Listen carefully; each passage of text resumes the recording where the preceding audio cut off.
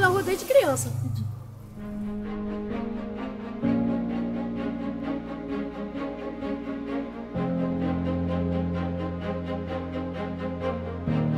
Moradores de rua, ninguém mora na rua. São pessoas que vivenciam a situação de rua, por respeito a elas. É triste, né? É me xingar. É me xingar de vagabundo, vai trabalhar.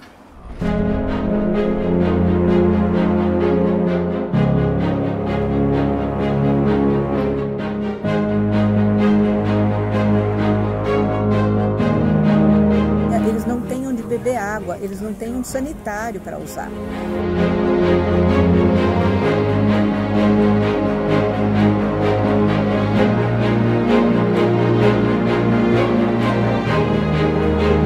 Tem pessoas que morrem na rua por causa do frio, né?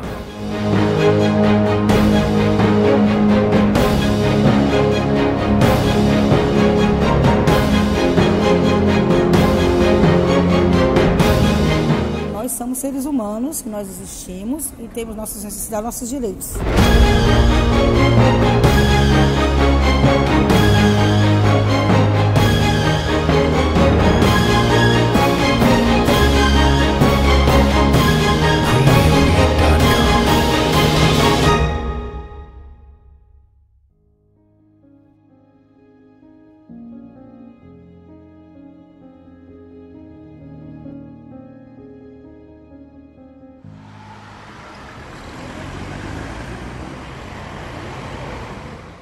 E a vida segue movimentada em Santos, cidade litorânea do estado de São Paulo, considerada a capital da região metropolitana da Baixada Santista e terceira colocada no Índice de Desenvolvimento Humano. Para a parte dos santistas, Santos é uma cidade boa de se viver. Isso porque, quando se refere ao município, lembram apenas de boas referências. A Praça da Independência no Gonzaga, por exemplo, e seu entorno com forte comércio. As praias e seus belos jardins da Orla, que no ano 2000 entraram para o Guinness Book com seus mais de 5 km e 50 metros de largura. E o Porto de Santos, o maior da América Latina, com seus inúmeros recordes de exportação, responsável pela sobrevivência de inúmeros trabalhadores e trabalhadoras. Também não falta espaço na mente para a bela Pinacoteca Benedito Calixto, conhecida como Casarão Branco no Boqueirão, e o atraente e frequentado aquário e seus 32 tanques com mais de 200 espécies de animais. Tem ainda a exuberante natureza do orquidário, considerado o pulmão do bairro do José Menino, onde quase 500 animais de 70 espécies vivem soltos. A maioria dos santistas lembra orgulhosa do glorioso Santos Futebol Clube de Pelé, o rei do futebol, e do príncipe Neymar, mas reserva espaço também no coração para a portuguesa santista, a Briosa, e para o Jabaquara, o leão da caneleira. Também lembra com carinho do tradicional e histórico Museu do Café, dos teatros Municipal, Coliseu e Guarani, dos bondinhos turísticos, incluindo do Monte Serra, e ainda do transporte pelas catraias entre o Mercado Municipal e Vicente de Carvalho, em Guarujá.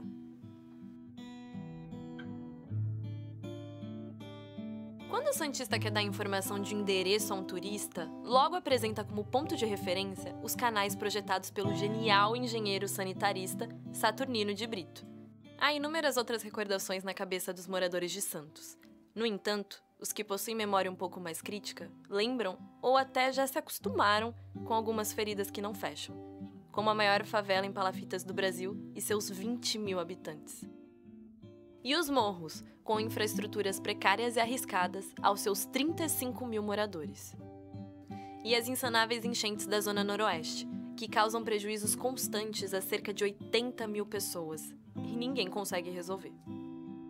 E ainda expõe centenas de famílias à insalubridade dos cortiços no centro da cidade.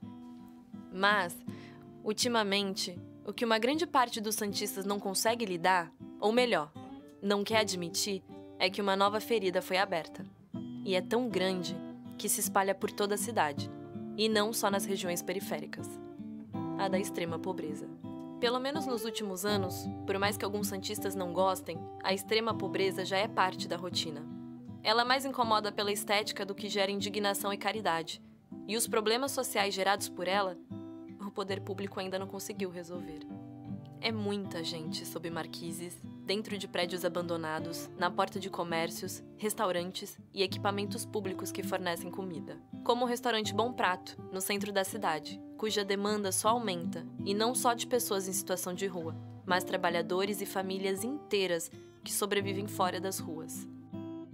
Usando calçadas irregulares como verdadeiros colchões de pedra, cobertores encardidos e jornais velhos para conter o frio, rodeadas por dezenas de objetos pessoais, há centenas de pessoas em situação de rua, disputando espaço com artistas, também de rua. Uma multidão de homens e mulheres em vulnerabilidade social. Mudando um pouco a letra da canção do eterno poeta Cazuza, pessoas que dias sim, dias não, vão sobrevivendo sim, com um arranhão, da caridade de quem os detesta. A visão deprime. A impressão é que esses seres humanos já se acostumaram com a invisibilidade, com a indiferença, e vivem em outra dimensão.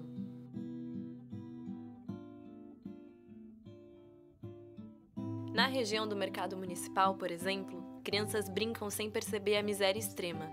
Na fase adulta, talvez colham os nefastos resultados das imagens que ficaram em suas mentes inocentes. Na Pompeia, considerado o bairro de classe média de Santos, Ana Lúcia relata o drama de quem passou praticamente toda a vida lutando para sobreviver nas ruas. Eu vivo na rua desde criança, pedindo. Aí eu vivo assim, pedindo para um, pedindo para outro. Outros ajudam, outros não, outros maltratam, humilham a gente, chamam a gente de vagabundo, a gente trabalhar. Fala que não tem obrigação de ajudar, mas outros já ajudam, né? Tem conversa, trata bem. Mas outros já maltratam, humilham a gente. Se fosse a rua, o povo tudo morre de fome, né? Porque tem muita gente pedindo na rua, né? Então, aí a gente vive assim. Mas a gente não vive porque a gente quer, né? E nem por ser vergonhice, que a pessoa fala que a gente vive por ser vergonhice, né? Mas é o único meio, porque roubar e matar jamais é triste, né? É me xingar. É me xingar de vagabundo, vai trabalhar, falar que eu sou nova, que eu tenho condições ainda. Mas eu não tô na rua por ser vergonhice, né? Mas eu não retribuo o que a pessoa fala pra mim. A única coisa que eu falo, Deus abençoe, né? Porque eu não maltrato ninguém, não. As pessoas podem me maltratar, mas eu não maltrato ninguém. Então, eu fico sossegada. Às vezes eu fico aqui, os moços, o dono não deixa. Às vezes eu vou para outro lugar, eles expulsam, vai que não pode ficar. Então, é assim a minha vida. Cada canto eu fico. Olha, o caso que eu não presenciei, mas eu já ouvi muito caso assim, de pessoas passarem a matar morador de rua, que nem na cidade mesmo, uns anos atrás agora, passou uma mulher de carro, deu comida para os moradores de rua, matou os moradores de rua envenenados e os cachorrinhos também. Santos mesmo, na cidade, né? Já matou gente queimado, né? Jovens passar, jogar álcool em cima, matar, pessoas morrer de frio. É muita coisa que a gente já viu já, né? Se eu pudesse falar com as pessoas que me maltratam e maltratam as outras pessoas, que seja mais humilde, olhar as pessoas com coração, não com maldade. Tratar as pessoas bem, porque eu acho que neste mundo a gente não leva nada, né? Porque a gente não é melhor do que ninguém. Todos nós somos iguais, somos filhos de Deus, né?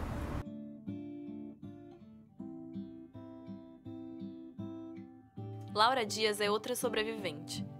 Hoje, coordena na Baixada Santista o Movimento Nacional de Luta em defesa da população em situação de rua. Ela avalia a realidade santista como uma verdadeira higienização social, ou limpeza social, termos estudados em sociologia. Até pontos de energia elétrica de praças foram retirados para evitar o uso e acesso. Abrigos estão cada vez mais inacessíveis. Água e banheiro são artigos de luxo para quem sobrevive nas ruas santistas.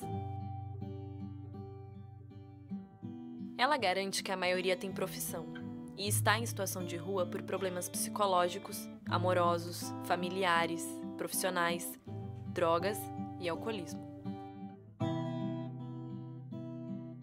Todos, todas e todes precisam de uma chance, mas recebem apenas indiferença e maus tratos.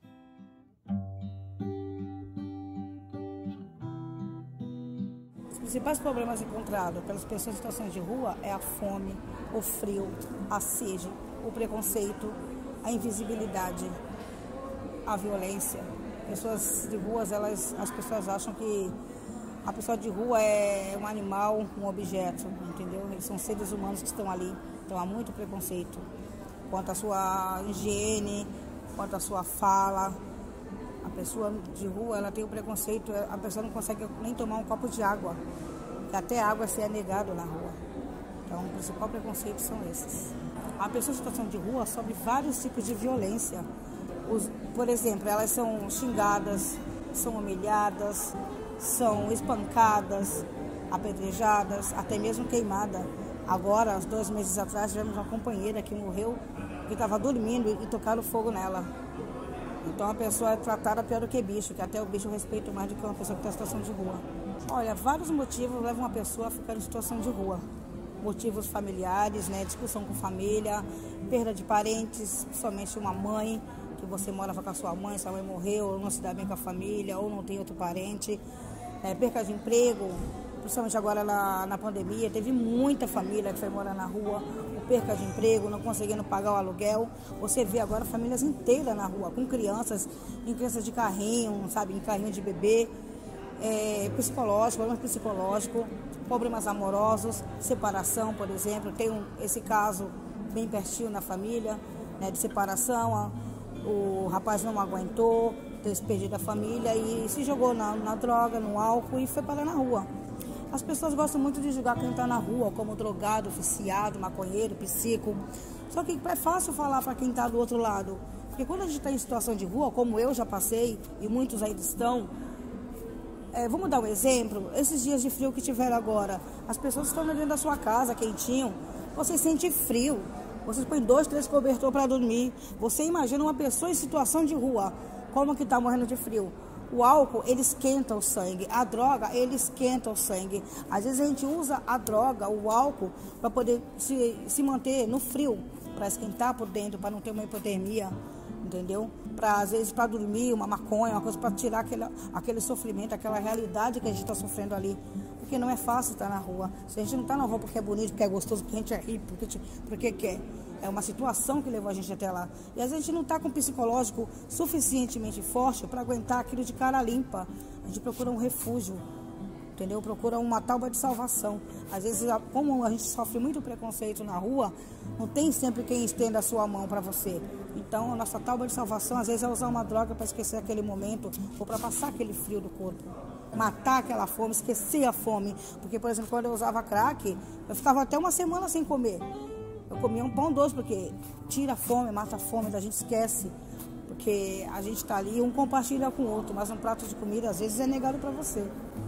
Olha, hoje em Santos eu vou falar para você, há muitas pessoas preconceituosas no país inteiro, mas em Santos em algumas cidades tem sim, algumas organizações que dão um prato de comida, entendeu? Dão às vezes um cobertor, sim, tem, mas a gente precisa mais do que isso. Quem está na rua precisa de políticas públicas para mudar essa realidade. A gente necessita da doação? Necessita, porque é sempre bem-vindo um prato de comida, principalmente uma garrafa de água. Eu digo a todo mundo que for sair na rua, que puder levar uma água e dar para uma pessoa que está na rua, faça isso, porque é muito necessário, entendeu? O cobertor, mas isso a gente precisa de políticas públicas para mudar a situação. Então, na rua, as pessoas gostam de falar que quem está em situação de rua é porco, é sujo. Só que elas não enxergam e não dão oportunidade para essa pessoa não tem um banheiro. Ela não tem um banheiro para fazer sua necessidade fisiológica. Uma coisa que todo mundo precisa. Ela não tem um local para tomar um banho. Ela tem sim um centro pobre. Só que o centro pobre não acata a todas as pessoas. Não acata, são muitas pessoas e são pessoas espalhadas na Baixada inteira. O centro pobre fica no centro de Santos. Temos pessoas na ponta da praia, na zona noroeste, no morro, em todos os lugares. E não tem centros de higienização. É outra batalha que a gente está fazendo aqui, entendeu? O pessoal do movimento, a gente está aqui correndo atrás de centros de higienização para a população em situação de rua. Aonde vinham pôr um galpão com chuveiro, privada e um quarto com roupas, um roupário, entendeu? Dali a pessoa toma seu banho. A pessoa, como que você pode fazer as necessidades em algum lugar se não tem esse espaço para você? É fácil julgar, chamar de porco, de suja, porque é suja. Não tem oportunidade. pessoa não tem oportunidade de usar um banheiro, gente. É como eu falo, porque a pessoa de rua é vagabundo. Ela não tem oportunidade de arrumar emprego. Por quê? Porque ela tá suja. Vamos lá que ela preencha um currículo, que na rua tem vários talentos. Tem pessoas de faculdade, tem médicos, tem doutores, tem tudo na rua, entendeu? A rua é talentosa. A pessoa preenche um currículo, mas como que ela vai entregar se ela não tem onde tomar um banho para se apresentar limpa? Como que ela vai, mesmo que ela seja chamada pelo seu currículo de trabalho, ela não tem como se apresentar nesse local, porque ela não tem acesso a um banheiro para se higienizar, entendeu? Para poder se apresentar limpo nesse local. Ela perde até a oportunidade de emprego por falta de um banheiro, de um centro de higienização, para que isso aconteça. A arquitetura higienista, ela está tomando conta, acho que é do Brasil inteiro, né? Aqui em Santos também estamos tendo isso. Você vê embaixo dos viadutos, eles já colocam pedras. Nós fizemos aí um tempo atrás uma ação para remover aquelas pedras ali, entendeu? Eles constroem os bancos, vão colocando divisórias no meio dos bancos, que é para não dar uma pessoa deitada dentro naquele banco. As fachadas dos prédios estão absurdas, eles estão colocando fontes de água para ficar jogando água no chão, para que as pessoas não tenham como deitar naquele espaço das calçadas, entendeu? As pessoas, elas não entendem que a pessoa precisa de um lugar pelo menos para dormir. Ela não vai ali para bagunçar, ela vai descansar o corpo. Então essa higienização está sendo realmente terrível, está acontecendo muito na Baixada ultimamente. As pessoas que estão em situação de rua são invisíveis aos olhos da sociedade. A maior parte da sociedade, elas fingem que não veem, fingem que não existe a pessoa em situação de rua, porque é mais fácil fingir que não existe, jogar para baixo do tapete, do que procurar uma solução para eles, porque é difícil, não é fácil. Não é fácil, porque não é uma ou duas pessoas que estão na rua, são várias pessoas, são centenas de pessoas que estão na rua. Então as pessoas, elas passam, muitas passam, não vou generalizar, porque graças a Deus tem muitas pessoas boas que estão, por exemplo, aqui hoje, estão lutando com a gente, estão dando visibilidade às pessoas, entendeu? Mas a maioria tem a população de rua como invisível, como está mostrando que nós somos seres humanos, que nós existimos e temos nossas necessidades, nossos direitos.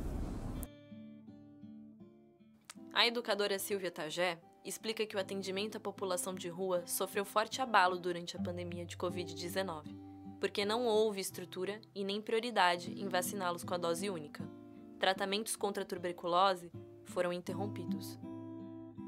Existe o morador de rua, que é aquele que está na rua por opção, porque não tem alternativa, enfim, porque escolhe estar na rua, e existem as pessoas em situação de rua, que são aqueles que caíram lá por absoluta carência. E durante a pandemia, esse número de pessoas em situação de rua, seja morador ou que foi para a rua, aumentou significativamente. Eu diria que a política pública em relação à população de rua, ela existe no papel, como muita coisa nos nossos textos de lei, né? Existe no papel.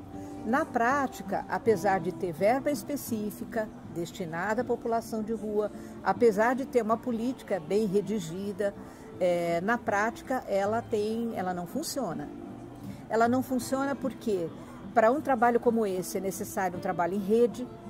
Os diferentes serviços, a saúde, assistência, habitação, precisariam estar mais entrosados, a própria segurança pública, mais entrosados. Porque o que a gente vê em relação ao atendimento dessa população é que a segurança pública é acionada para deslocar os moradores de rua. A assistência é acionada para abrigá-los, mas não tem abrigo suficiente. A saúde é acionada para atender situações de emergência, mas também, durante a pandemia especificamente, as situações de emergência eram muitas. E a população de rua não era prioridade. Então, a política, enquanto texto, ela existe. Enquanto prática, nós ainda temos muito a fazer. O que seria ideal em relação à população de rua, primeiro é todo mundo entender que são cidadãos de direito como todos nós. A partir disso, você teria que ter ações integradas dentro de um próprio município, da rede de serviços, integradas na região. Porque onde está o morador de rua? Ele está onde for mais conveniente para ele. Ele vai estar onde estiver mais seguro. Isso pode ser em Santos hoje, pode ser em Guarujá amanhã, pode ser em São Vicente, pode ser em todo lugar. O morador de rua é de todos nós, né? E ele precisa ser tratado com dignidade. Nós, no nosso projeto, fizemos um trabalho que a gente chama de narrativas. E nós pegamos vários moradores de rua e reconstruímos a história de vida dessas pessoas. E são histórias tão marcantes, tão fortes, né, que mostram que essas pessoas não estão lá só por uma opção. Elas também estão lá pela indiferença, pelo abandono, pela condição de saúde. A maioria, muitos deles são alcoólatras, dependente químico, né, que tem muita dificuldade de acesso a um serviço que lhes dê atenção. E quando eu falo um serviço que lhes dê atenção, embora exista uma política específica para atender essa demanda, o ideal seria que uma pessoa, quando precisasse de atendimento, aonde quer que ela chegasse, ela fosse atendida. Então, se você vai numa unidade de saúde, não importa se ela é no Gonzaga, se ela é no Marapé, ela tem que ser atendida. Eu vivi uma situação, quando eu trabalhava na Secretaria de Saúde, de uma colega de uma unidade do Gonzaga que me ligou assim: está aqui uma moradora de rua gestante querendo fazer o pré-natal, para onde que eu mando? Eu falei: para lugar nenhum, ela é da cidade, ela é nossa, graças a Deus ela está aí e ela vai ser atendida e você pode salvar a vida dela e da criança. Faça um vínculo com ela. Mas as pessoas têm uma resistência e um preconceito. Então, o ideal é que a gente entendesse: são cidadãos de direito, não podem ser tratados com preconceito, precisam de atenção, de carinho, de cuidado, como todas as pessoas precisam, e, acima de tudo, precisa ser considerada a sua dignidade. Em relação às questões de saúde da população de rua, aumentou significativamente os casos de DSTs, de infecções gravíssimas em mulheres, porque na rua elas não têm condições de higiene mínima. A situação da mulher, em alguns aspectos, é bem mais delicada que a do homem, né? A gente tem um alto índice de casos de tuberculose, por exemplo, doenças respiratórias. Nós moramos numa região excessivamente úmida, então quem está na rua, se todos nós estamos expostos, quem está na rua está muito mais. Dos casos de abandono do tratamento de tuberculose, 100% dos casos foram moradores de rua que a gente não consegue localizar para fazer o tratamento. A gente tem o problema da dependência química, né? Casos de alcoolismo, de drogas, que é uma estratégia de sobrevivência, às vezes, das pessoas e de fugir da sua própria realidade, né? O abandono é tanto que também as pessoas se abandonam. Uma coisa que nos chamou muito a atenção foi o vínculo dos moradores de rua com seus animais de estimação. Eles preferem estar com os animais do que estar com outros seres humanos que passam com ele com a mais absoluta indiferença, né? Então, há muito que se fazer pela saúde física, pela saúde mental e pela saúde emocional dessas pessoas. Na Terra da Caridade e Liberdade, existe uma operação chamada Cidade Limpa e Segura. As poucas roupas, cobertores e objetos pessoais das pessoas são jogados no lixo. Nem documentos escapam. A ação implacável em retirar diariamente pessoas em situação de rua de calçadas, praças e avenidas de grande circulação e visibilidade tem como justificativa o direito de ir e vir dos pedestres. No entanto, o argumento constitucional cai por terra quando o assunto são as dezenas de canoas havaianas que ocupam espaços privilegiados nas calçadas do bairro da Ponta da Praia. Aí, o direito de ir e vir some. Aplaudida e de pé por uma parcela de santistas, a Operação Limpa e Segura virou política pública. Mas, para quem não sabe, ela viola pelo menos 14 artigos da Resolução 40, do Ministério da Mulher, da Família e dos Direitos Humanos, baseada no Conselho Nacional dos Direitos Humanos. A resolução prevê a promoção, proteção e defesa dos direitos humanos das pessoas em situação de rua e tem que ser seguida em todo o país. No entanto, em Santos, seguir a lei depende muito do que se vê à frente. Um ser humano fragilizado e indefeso ou um objeto sem vida destinado ao esporte. O jornalista Luiz Carlos Ferraz é uma das testemunhas de violação de direitos humanos em Santos. Em uma de suas caminhadas na Orla Santista, numa sexta-feira santa, Ferraz flagrou a guarda municipal tirando comida, literalmente, da boca de um casal. Nem a ração do cão foi poupada na semana de Páscoa. O pior é que a cena já se tornou comum numa caminhada à beira-mar, no início da manhã ou final da tarde. Recolheram a comida deles, recolheram a panela, a comida, recolheram a ração do cachorro. Esse casal, eles têm um pet que acompanha eles. Recolheram e foi embora. Ele naturalmente não reagiu, porque ele sabe da forma violenta que esses agentes atuam. Ele ficou com medo de tomar um pescoção, eles dão um pescoção na gente. Ele não, mas a esposa, a namorada, a mulher dele, né, que está aqui na rua, é a mulher dele, ela contestou, discutiu, teve, né, falou um pouco, né, teve querendo ver se conseguia algumas coisas. Falou, as minhas cobertas tu não vai levar, entendeu? Algumas coisas ela não deixou que levasse, mas a comida, as panelas, a ração do cachorro, eles levaram e ameaçaram que se fizesse de novo iriam voltar. Que eu até desconhecia, né, essa emoção, entendeu? Que eu fiquei num estado misto de revolta, de indignação, entendeu? Porque o fato já tinha acontecido, tu não podia fazer mais nada e não sabia a quem recorrer, entendeu? E tu vê aquele cara com aquela humildade, entendeu? E tu vai conversar com esse cara porque, pô, ele é universitário, ele não é um Zé Ninguém, entendeu? Ele é um morador de rua, entendeu? Ele contando aquilo, não vou dizer que ele tivesse com um sorriso no lábio, mas contando com uma simplicidade. Fala assim, pô, aconteceu, levaram e eu não podia fazer nada. O que a gente fez? Fomos fazer comida de novo, fomos procurar uma outra coisa para comer. Foi o que aconteceu naquela quinta-feira, justamente na Semana Santa, entendeu? Tu imagina um cara de 66 anos, entendeu? Andando com um cachorro, passeando e chorando, bicho. Tava chorando, porque eu não acreditava no que tinha acontecido. E conversando com o cara que tava montando uma barraca, falei, porra, você não acredita, eu vim ali falando com um morador de rua, a polícia, a guarda municipal teve lá essa madrugada, quinta-feira santa, levou a comida deles, levou roupa, queria levar o cobertor deles, entendeu? Por que eles fazem isso, sabe? Eu já vi muita coisa, entendeu? Né? Sou jornalista, sou da turma de 77, da Facos de jornalismo, quer dizer, trabalhei na cidade de Santos, Diário do Grande ABC, né? Já vi bastante coisa aí, trabalhei no setor de polícia, onde tu vê muita violência, muita desumanidade, né? Denúncias, né, de assassinato, de perseguição a gente humilde, entendeu? Realmente eu desmoronei, rapaz. Quem é que manda perseguir morador de rua na cidade? É a burguesia aqui? É o pessoal que mora na praia?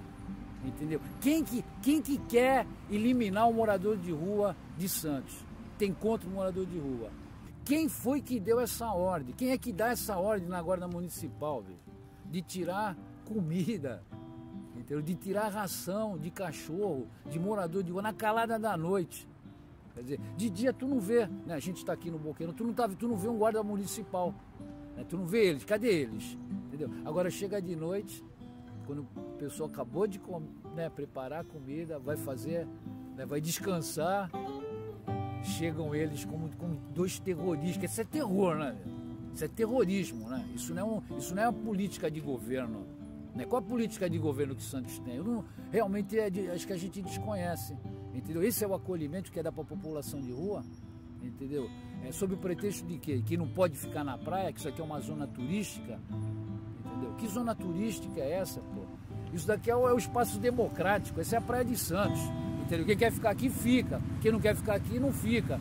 Agora tu vai ser impedido de ficar aqui, tu vai ter a tua liberdade cerceada, entendeu? Eu não posso ficar no banco, não posso dormir aqui. Eu mesmo, uma vez, eu e minha esposa, colocamos uma toalha e ficamos com o Billy. Veio a guarda municipal tirar a gente do jardim, que não poderia ficar no jardim. Quem é que manda perseguir morador de rua na cidade? É a burguesia aqui, é o pessoal que mora na praia, entendeu? Quem que quer eliminar o morador de rua de Santos? Tem contra o morador de rua. Então, a gente como santista, a gente se surpreende, entendeu? Que esse tipo de acolhimento seja feito para a população de rua, quando a gente tem no Brasão, e com muito orgulho a gente tem no Brasão de Santos, que é a terra da caridade, a terra da liberdade. E você aqui não tem, você não vê isso, né? Você não vê o incentivo à caridade, né? Porque a própria política da prefeitura, ela não é inclusiva, pelo menos com essa população, ela não é inclusiva, né? E você não tem liberdade de circulação, né? Como é que você vai impedir? Você não pode ficar aqui, você não pode ficar ali. Quer dizer... Alan William de Jesus não teve muita chance com a guarda municipal. Ele conta a dificuldade em fazer uma simples refeição após um dia todo de busca por alimentação. O que acontece? Eles pegaram nossas coisas, pegaram nossa comida, jogaram tudo no caminhão, pegaram a ração da minha cachorra, levaram tudo. Só não levaram os documentos porque a minha mulher é brava. Para dormir que tá difícil. Porque toda vez a gente vai descansar, vem a guarda, tira nós daqui, aí fala, vai para outro lugar descansar. Aqui vocês não vão ficar. Aí bota a gente para outro lugar, a gente vai indo.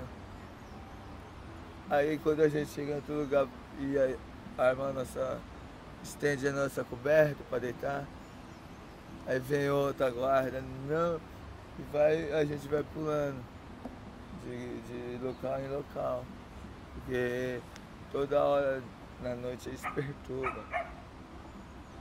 Eu acho que, pô, a gente já está numa situação muito difícil. Eu sou trabalhador de reciclagem hoje em dia, mas eu tenho formação no curso superior, estou formado em TI. A pior coisa para nós é a opressão da guarda, porque eles não largam do nosso pé constantemente. Até de dia, até de noite, até de tarde. Porque até então tem um porém, sabe, meu amigo?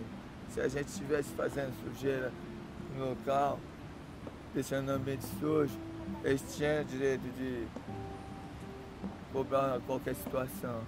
Mas a gente não faz sujeira, não deixa nada sujo. A gente pega a vassoura limpa. Então, pô, nós só estamos morando na calçada.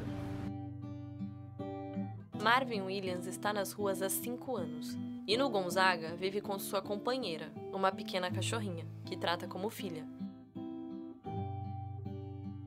Eu com ela aqui é o amor da minha vida, essa cachorrinha aqui. Encontrei ela perdida há um tempo atrás aí, ela começou a seguir eu. E tá comigo até agora aí. Cuido bem dela, raçãozinha dela todo dia. Ela come melhor que eu, sempre tem raçãozinha pra ela comer. Come carne pra caramba, sabe? Se eu sair pra ir no banheiro, ela vai atrás de mim. Marvin também relata a truculência da guarda de Santos. Não dá paz pra gente, sabe? Eles tudo que é perturbar a gente se quer sair daqui, sabe? Tem vezes que vem 4 horas da manhã acordar a gente. Nem clareou o dia, não tem ninguém na rua ainda, eles vêm acordar a gente, não sei porquê. Esse motivo deles aí fazer isso com a gente. Essas são as maiores dificuldades que a gente encontra. Para comer, às vezes, também é meio difícil. A gente ficar pedindo para outro pagar uma coisa para gente comer. Que, pô, para sair daqui, para ir lá no Bom Prato, atravessar a cidade, lá não compensa. Não compensa. Tem que tomar um banho lá no Piscina Próprio, que também é longe pra caramba também. Não compensa também, sair daqui para ir lá. A maior dificuldade que a gente tem na rua mesmo é os dias que sofre. E faz tudo demais. Porque a gente pega coisas pra caramba. Como eu fico mais aqui, não saio daqui, mais esse local aqui, pra mim não tem muita dificuldade de carregar as coisas. Quando chove, a chuva de vento, acaba me molhando um pouco, eu tenho que deslocar mais pro lado ali. Denúncia 153. Ok. Positivo social, posto 5, 3MR orientado no Jardim Positivo. Positivo pela Rua Oswaldo Cochrane 7. 4 moradores de rua com confusão na calçada, impedindo a passagem, brigando pelo local, que é sério. Existem ordens bem específicas quanto à situação de morador de rua. É para retirar do local, é para incomodar, para eles deixarem o local e não visitarem certos locais. O guarda, ele é obrigado, os comandos obrigam o GCM a recolher todo tipo de material dos moradores de rua, seja em época de frio ou não. Até comida de cachorro já vai para cima do caminhão Não tem problema, carrinho de supermercado, colchão, lençol, cobertor, fronha, documentos pessoais do morador de rua são jogados em cima do caminhão e o guarda municipal, ele não quer fazer esse tipo de serviço.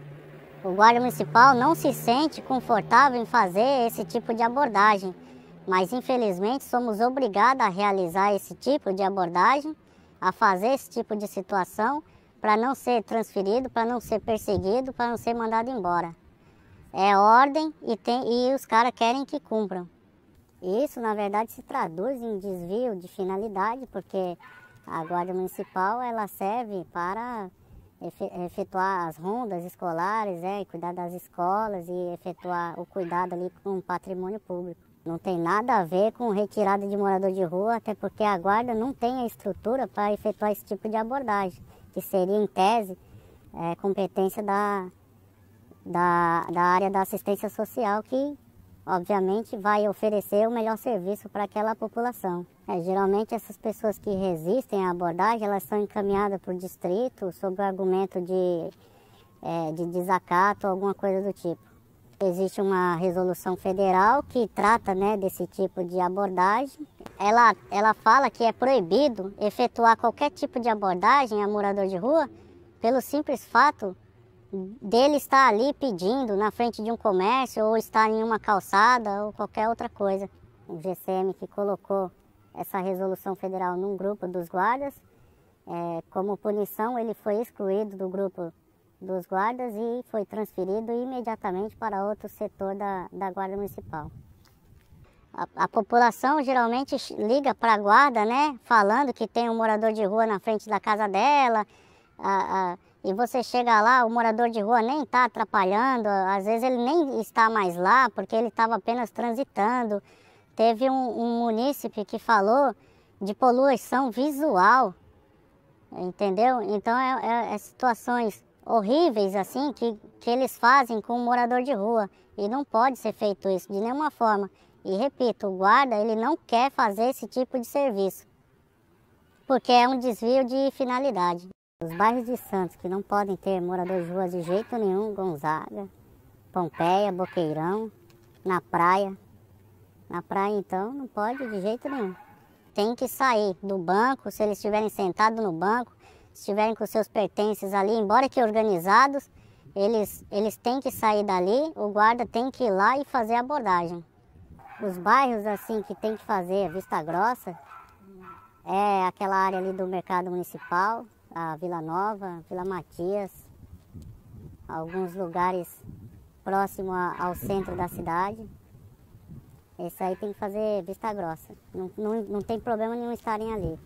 Quando se trata de morador de rua mulher, o constrangimento é ainda maior, porque você sente que aquele ser humano precisa de um serviço adequado e ao invés da prefeitura prestar esse serviço, ela manda o servidor que não tem nada a ver com isso retirá-lo dali e ele sai sem a prestação do serviço e continua na rua. Já percebi essa questão da arquitetura higienista.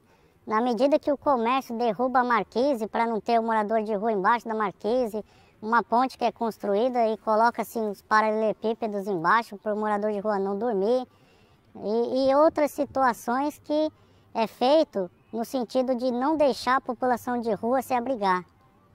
Em 28 de abril de 2022, após sentença judicial, 3 guardas, 2 homens e uma mulher, foram exonerados por terem cometido o crime de tortura contra pessoas em situação de rua em Santos. Segundo o último censo realizado no ano de 2019, quase 1.000 pessoas estavam em situação de rua no município.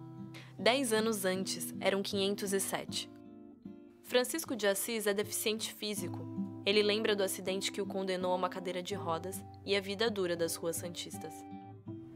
Mais frio, fome, preconceito. Até mesmo as pessoas quando vê nós na calçada aí de vez ajudar, a pessoa não ajuda, algumas ajudam, outros criticam. Porém não sabe a dificuldade que nós estamos passando. Foi um acidente, fiquei deficiente físico, devido a um acidente, eu fui pagar uma conta no banco. Devido a eu estava pagando a conta no banco, nesse momento estava tendo um assalto. Nessa aí o segurança reagiu e eu, que não tinha nada a ver, tomei um tiro nas costas. Isso já faz uns 25 anos. Hoje até fiquei deficiente, até hoje. Lá pra cá o governo também não me ajuda em nada, não recebo nada do governo. Porém tem muitas pessoas aí que machucam um dedo, cortam uma unha. Os ricos estão tendo mais privilégios do que os moradores de rua. Até mesmo se tivesse aí recebendo alguma coisa, eu não estaria na rua. Há 15 anos. Dependendo de um, dependendo de outro. Pedindo uma esmola ali, pedindo uma comida, às vezes alguém dá, outras não dá. A diferença. A diferença das pessoas é o que me mata. Esses abrigos que eu fui, vou falar pro senhor, tem mais droga dentro dos albergues daqui de Santos do que do lado de fora. Eu falo isso com convicção porque eu já estive lá. Quem quer se livrar de droga, quem quer se livrar de qualquer situação, a pessoa vem pra rua, pega a droga e leva lá pra dentro. Às vezes tem pessoas que lá dentro trabalham lá dentro que traz. Eu nunca vi casa de recuperação assim. Em junho de 2022, na Câmara dos Vereadores de Santos, foi realizada uma audiência pública para discutir as falhas existentes no projeto Consultório de Rua, um serviço público de assistência às pessoas em situação de rua. O encontro foi revelador. Faltava infraestrutura. Por causa da falta de mobilidade, pontos sensíveis estavam sendo esquecidos e pessoas encontravam enorme dificuldade de atendimento pelo Sistema Único de Saúde, o SUS, que é universal. Então, as equipes de consultório na rua com certeza são as mais odiadas dentro de todas as prefeituras por um simples motivo. O consultório na rua tensiona a rede, né? Nós cobramos de todos os serviços que eles façam o que deve ser feito. O que deve ser feito. Com quem? Com a população em situação de rua, que nem sempre é considerado uma pessoa para ser atendida nesse serviço. Então a gente luta muito contra isso, né? E acaba sendo indigesto, né? A pessoa em situação de rua já não é bem-vinda, porque ela fede, porque ela tem a roupa suja, porque ela tem hábitos que não são os condizentes com a lógica, né, da normalidade, mas Deus me livre de ser normal, quero mais é ser rua. A única coisa é que a gente acaba sendo odiado por causa disso, porque nós fazemos com que a rede funcione do jeito que deve. Mas houve um tempo em que o consultório de rua não apresentava problemas de infraestrutura e transformava a vida de muitas pessoas.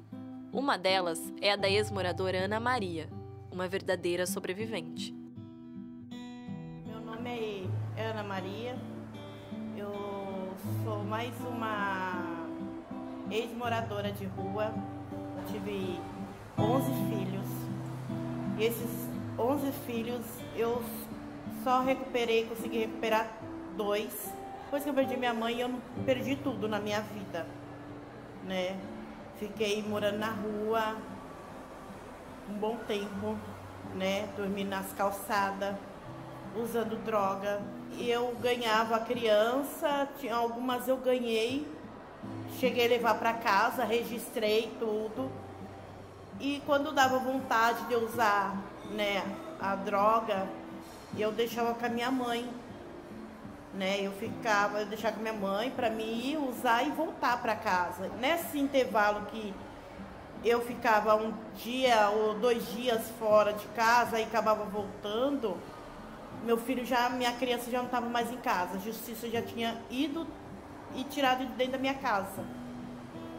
Porque eu perdi o primeiro, perdi o segundo e eu não entendia. E para mim, minha mãe também, a gente não conseguia quando ia buscar quando minha mãe ainda era viva, ia buscar na casa das crianças. Não estava mais, principalmente recém-nascido. Os meus filhos recém-nascidos, né? Que eu não vi mais. Eu ia para o hospital, eles tiravam de mim. Quando constava lá que eu tinha usado a droga, eles já logo separavam da criança. E até que eu acabei engravidando. No mesmo tempo eu estava feliz, no mesmo tempo eu fiquei com o coração na mão, no mesmo tempo fiquei com medo. Por quê?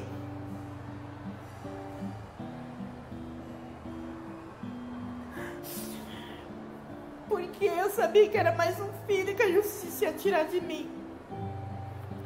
E eu não tinha mais a minha mãe e não tinha mais casa. E eu queria ser mãe, eu queria saber o que é cuidar de um filho, eu queria estar com uma criança. Porque a dor maior é você ser julgada, não ter apoio e não ter ajuda e ser só condenada. Que você é uma mulher nóia, você não tem capacidade de criar um filho e você não saber como fazer para poder mostrar isso para a sociedade. Que eu sou ser humano, eu tenho sim capacidade de criar um filho a partir do momento que pudesse me ajudar, não me julgar. E eu, a partir do momento ali, eu fiquei com tanto medo, porque eu falei, agora, mais um filho que eu não vou poder criar, agora eu tô sem mãe, eu não tenho mais para onde ir, tô na rua de verdade. E foi aí que a equipe me ajudou, cuidou de mim. E assim, eu sofria muito na rua grávida, eu apanhava de polícia, eles jogavam spray na minha cara, eu grávida. Tinha até ameaça que na Rua do Meio, que um policial me ameaçou, falou que ia me pegar na madrugada, ia fazer eu abortar a criança porque eu não merecia ser mãe. Eu não tinha que ser mãe, eu era uma nóia vagabunda. E isso me machucava demais, porque eu sou um ser humano, por mais que eu sou usuária de droga, mas eu sou gente, eu sinto como qualquer um. E aí eu comecei a me sentir mais segura com a equipe. Quando a equipe do consultório de rua estava lá, polícia nenhuma mexia comigo. Eu me sentia segura com eles. Mas eu vou falar pra você, a partir do momento que meu filho veio pros meus braços, que eu senti ele comigo, foi tudo que eu pedi pra Deus. Que a partir do momento que se deixasse ele comigo, eu ia largar de tudo. Não queria mais saber de nada, só queria meu filho. E foi o que aconteceu. Eu fui embora com ele pra clínica. Fiquei com ele um bom tempo. Lá na clínica, como eu não tinha assim, lugar para sair quando deu o prazo para me ir embora, a dona Neide, que era assistente social da casa, o que ela fez? Ela abriu as portas para mim de emprego. Foi o meu primeiro emprego na casa dela, de empregada doméstica. Ali eu comecei a trabalhar. Meu filho coloquei numa creche e ali foi tudo os começos da minha vida com meu filho. E aí a minha vida mudou para melhor. E assim, é uma coisa que eu sou muito grata, sou muito feliz, porque cada dia que eu olho pro meu filho, hoje ele tem 8 aninhos, e hoje eu sei o que é ser mãe. Hoje eu provo para todo mundo que não é só porque a gente somos usuárias que estamos jogadas lá na rua, abandonada, que a gente só pensa na droga. A gente precisa de apoio, a gente precisa de ser escutada. Hoje eu quero dar do melhor pro meu filho. Hoje eu penso assim, que a oportunidade que eu perdi na minha vida, eu quero dar pro meu filho hoje. Eu quero ver ele crescer, entrar numa faculdade, né? E eu acho tão bonito do meu filho que ele mesmo fala pra mim, mãe, quando eu crescer eu quero trabalhar para cuidar de você. Eu te amo.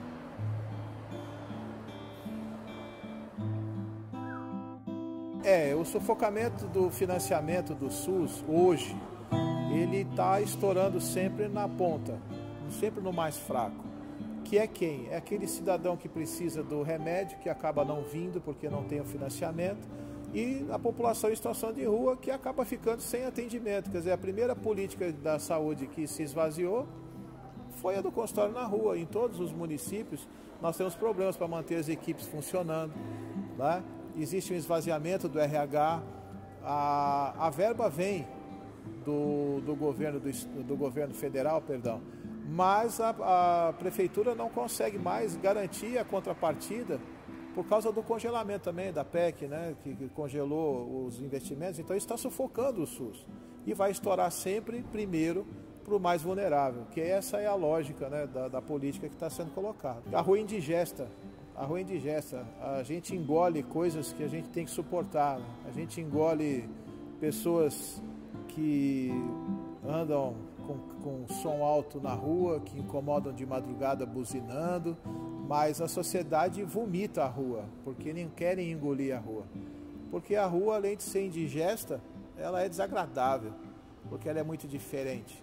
E a sociedade só gosta daquilo que é muito semelhante a ela, né? Então hoje eu aceito um homem batendo na cara da esposa no meio da rua, mas eu não aceito uma pessoa em situação de rua sentada na minha calçada, na minha porta, né? Eu aceito pessoas fazendo sexo na praia, quando eles estão numa praia bacana, e são pessoas que estão consumindo nos quiosques, nos bares, mas eu não aceito um casal em situação de rua fazendo sexo, porque simplesmente não tem aonde fazer, porque população em situação de rua não é privilégio do Brasil, né? Esse é um evento, um efeito, vamos dizer assim, é um processo, né? Isso é mundial e é histórico, sempre houve população em situação de rua, só mudava de nome, né? Era leproso, virou mendigo, depois virou homem do saco, depois vira sei lá o que, e agora são pessoas em situação de rua. Eu sempre falo isso. Tenho que focar que são pessoas, não são moradores de rua. Ninguém mora na rua. São pessoas que vivenciam a situação de rua, por respeito a elas, pela dignidade que nós lutamos por elas. E é isso que eu venho fazendo. É preciso um olhar diferenciado e políticas públicas eficazes para os vulneráveis, que acordam, comem, bebem e dormem como podem. Rogério da Silva e Vera Nogueira se encontraram, se apaixonaram, até o alcoolismo levá-los às dificuldades urbanas em torno da região da Ponta da Praia. A minha situação é quase igual a dela, né? Devido ao problema de alcoolismo, né? Família, problema nenhum, ela também creio que não. Mas é problema do vício, né? No caso, o álcool, né?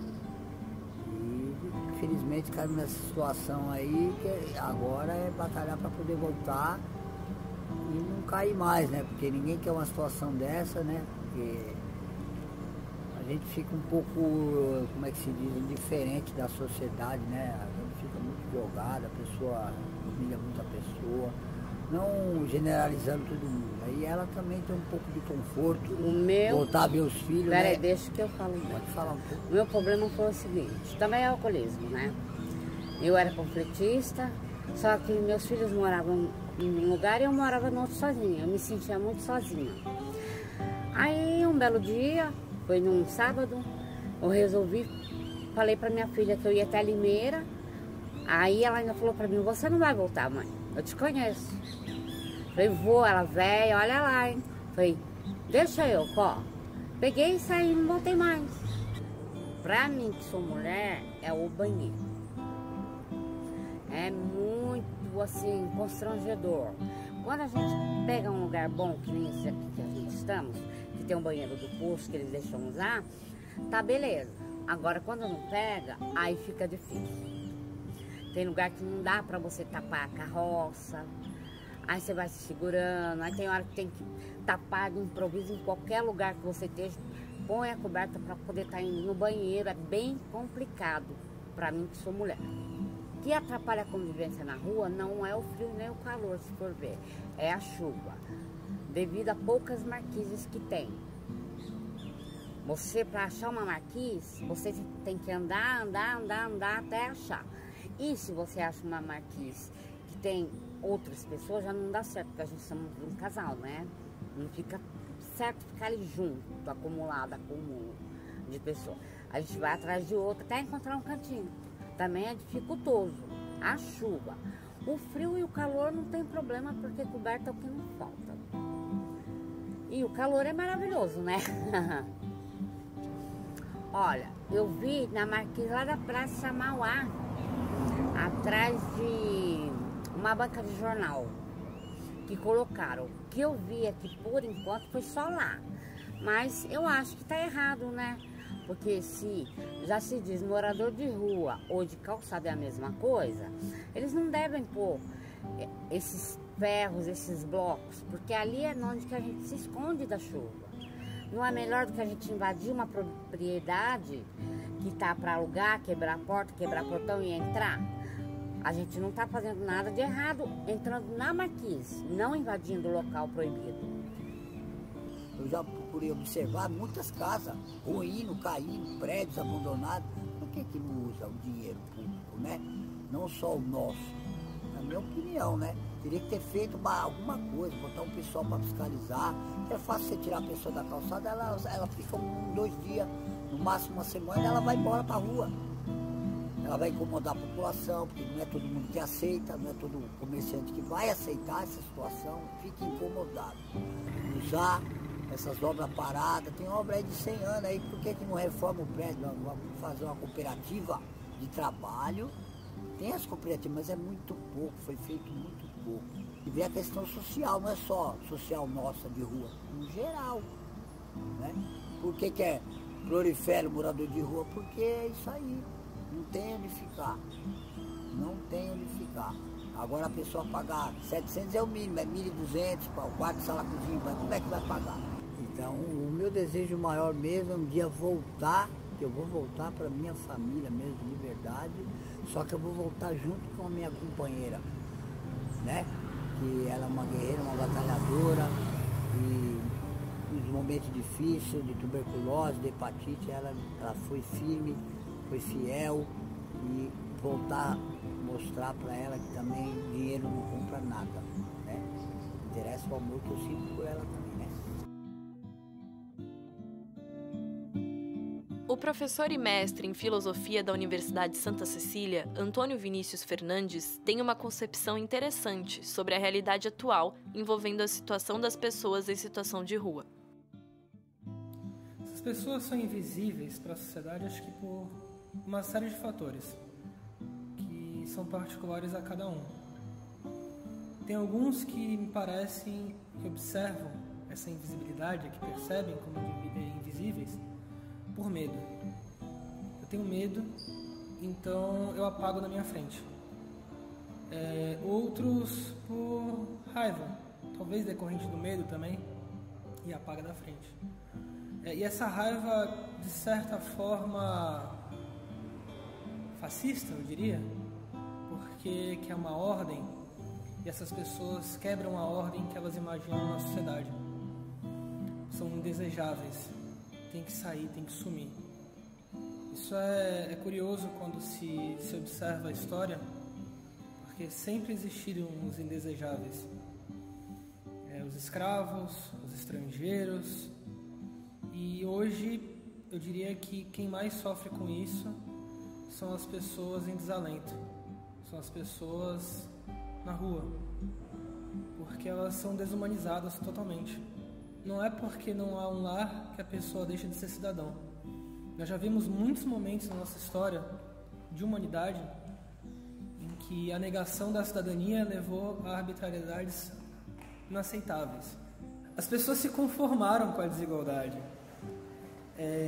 Estrangeiros que eu conheço, com quem já conversei, quando chegam ao Brasil se assustam com o que vem aqui. Excluindo os Estados Unidos, que assim como aqui também tem essa situação. Mas se chocam, não aceitam olhar para fora da janela de um carro e ver que tem uma pessoa desesperada com fome querendo pegar uma comida na rua. Para nós aqui é normal, no máximo sai da frente, está atrapalhando o meu caminho. De certa forma é a construção do Chico Buarque, caiu na contramão atrapalhando o tráfego. Não é uma vida, está atrapalhando o tráfego. Uma pessoa está na calçada atrapalhando o meu caminho para casa, uma pessoa está no mercado atrapalhando minha entrada lá. Uma pessoa que está me trazendo questões que eu não quero ter. Eu não quero me colocar, porque isso leva a uma mudança da sociedade. E eu não quero que mude. Um país como o nosso, rico, uma cidade como a nossa, rica, com o maior porto do continente, ter pessoas nessa situação, uma coisa que deveria ser intolerável, deveria ser a primeira medida a se atacar. O interessante é que, historicamente, quando se ataca daquela forma tradicional de vem cá na minha van que eu vou te deixar na serra. Mas o cenário ainda pode ser pior em Santos. Paralelamente à insensibilidade social, a arquitetura higienista santista impede nos espaços públicos descanso ou passagem.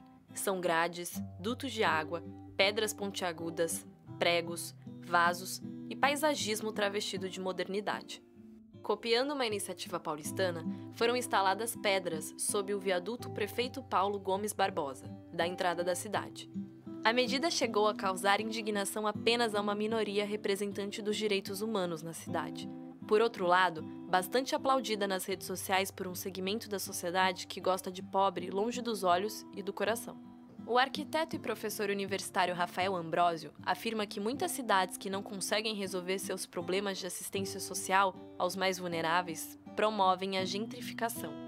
Gentrificação nada mais é do que um processo de expulsão de populações com menos renda de locais que passam por valorização econômica, empurrando famílias de baixa renda e excluídos às periferias. Segundo conta, o mesmo acontece quando espaços públicos são projetados e construídos para evitar a presença indesejada, trazendo ilusão de uma cidade organizada e sem problemas sociais, além de uma falsa sensação de segurança.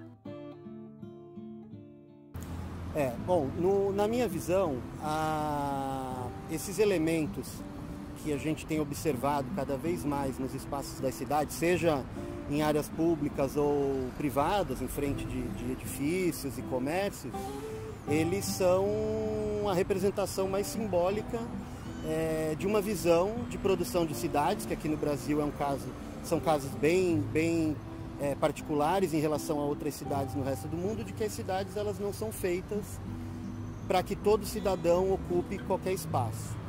E isso não é só nessa escala que a gente está conversando aqui, a escala da praça, do recuo do prédio, onde se evita que as pessoas fiquem.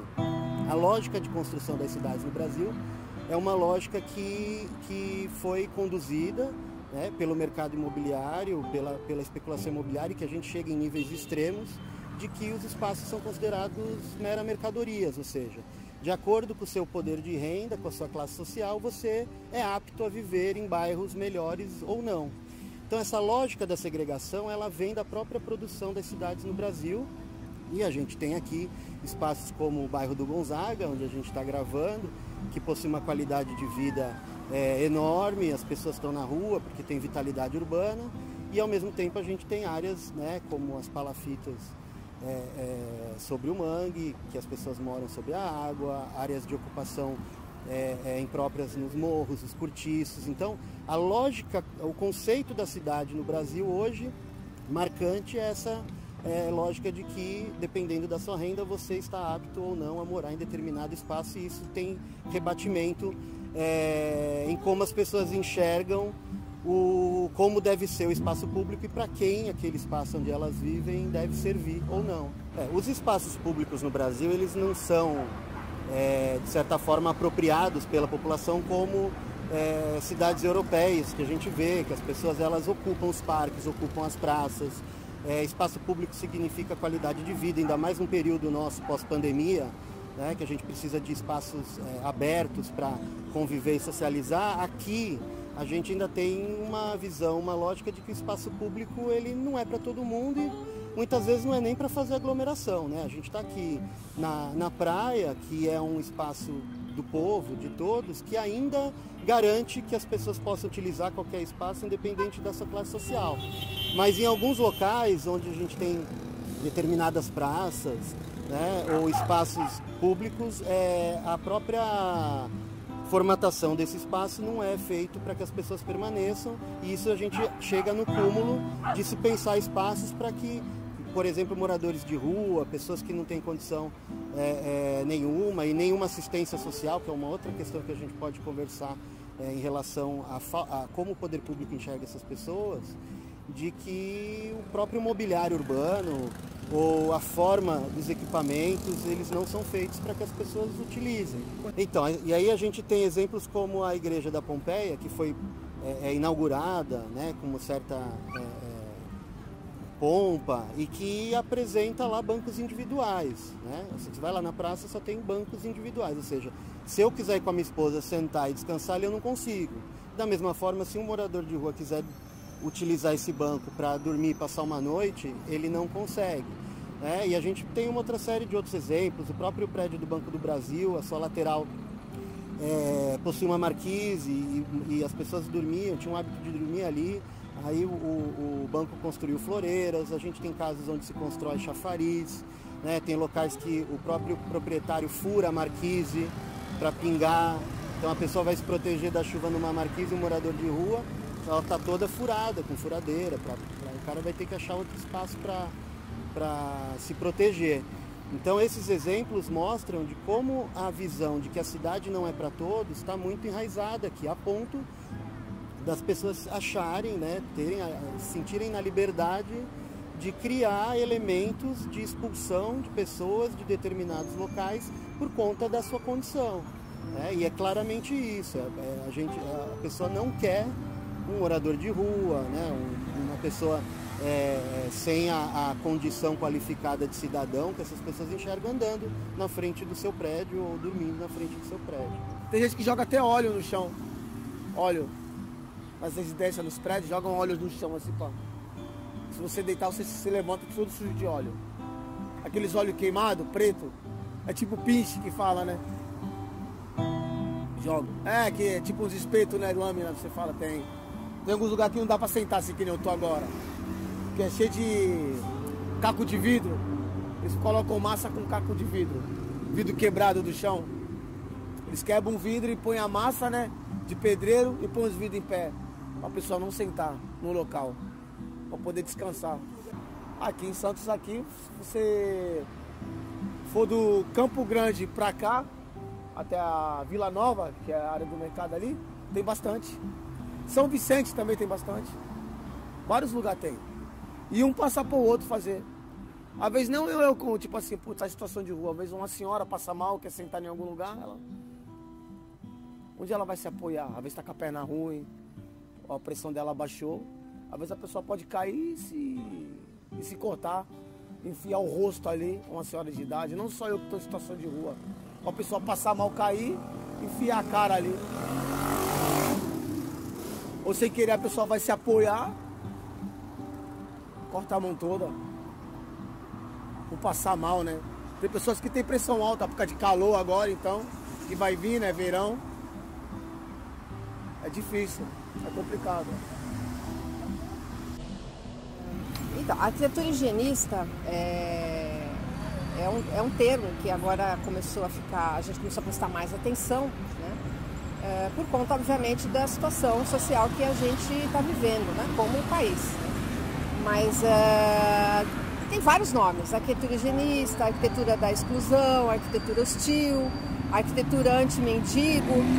São várias definições que na verdade é para a mesma coisa, né?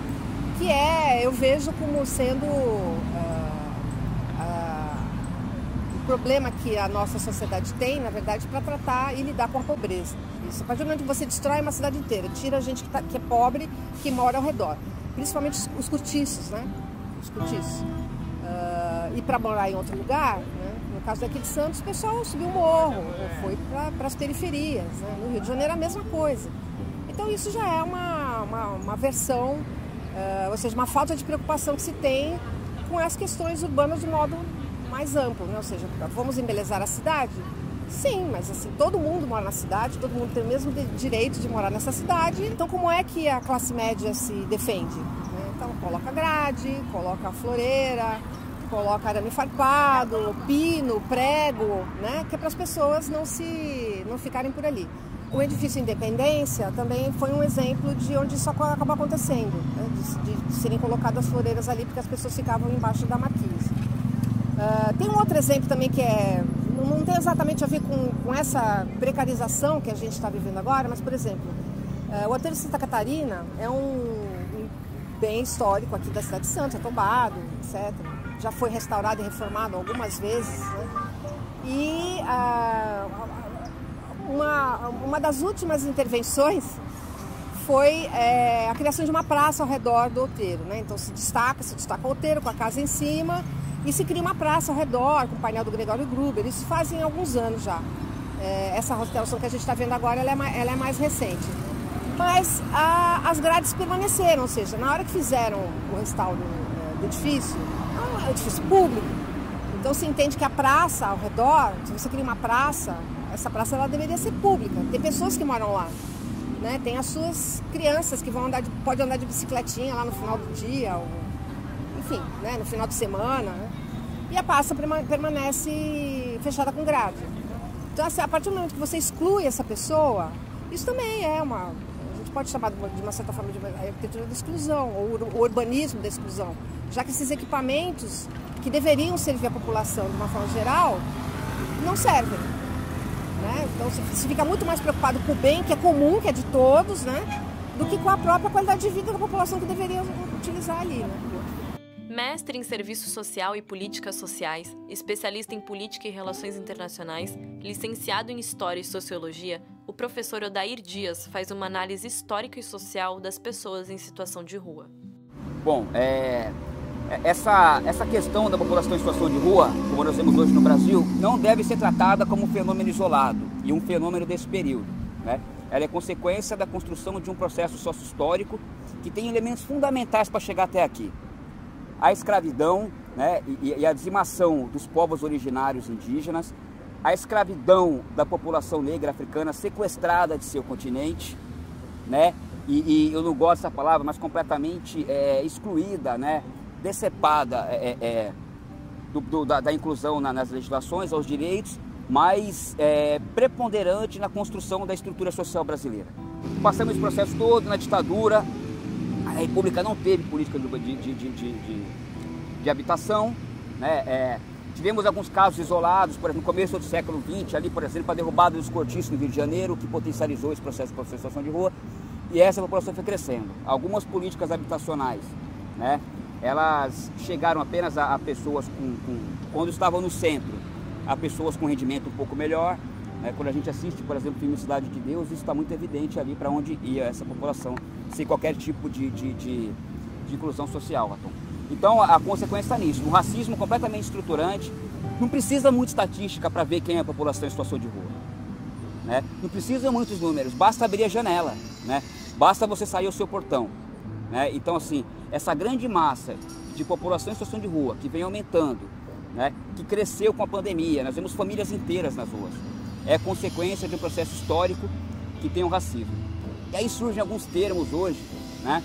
Um muito propagado pelo grande padre Júlio Lancelotti, pessoa que eu tenho um respeito enorme, um humanista, que está à frente de muitas pessoas aí com discursos revolucionários, dicas de passagem, né? Então tem um termo que é a aparofobia. Eu entendo que alguns desses termos eles acabam engessando algumas questões e tratando como fenômeno, né? Isso tem outro nome, né? A população de rua tem por outro nome. Isso tem nome, isso é luta de classes, né? Isso é racismo estrutural, né? Então assim, é pensar o seguinte, repensar o sistema, repensar as políticas públicas e entender o seguinte: o capitalismo brasileiro não sobrevive sem racismo, né? Então é preciso pensar mais que mobilidade social, sabe? E entender que é preciso políticas públicas de habitação, mas políticas públicas que antecedem esse processo, que é o de direito à cidade. Porque quando uma cidade vai lá e coloca paralelepípedos, coloca lanças embaixo de um viaduto, quando constrói bancos onde a pessoa não consegue dormir, né? Quando isola uma praça com cercas e bota um cadeado depois das 18 horas, né? Como acontece em alguns lugares, inclusive na cidade de Santos, aqui. Quando se começa a impedir que essas pessoas tenham lugar para ficar, né? A gente vive a intensificação de um processo que ele é quase que nazista mesmo, que ele é fascista, né? Então não é um fenômeno isolado, isso é um projeto, né? É um projeto de classe, é um projeto racista, né? E de ódio mesmo aos pobres, à população negra e à população indígena.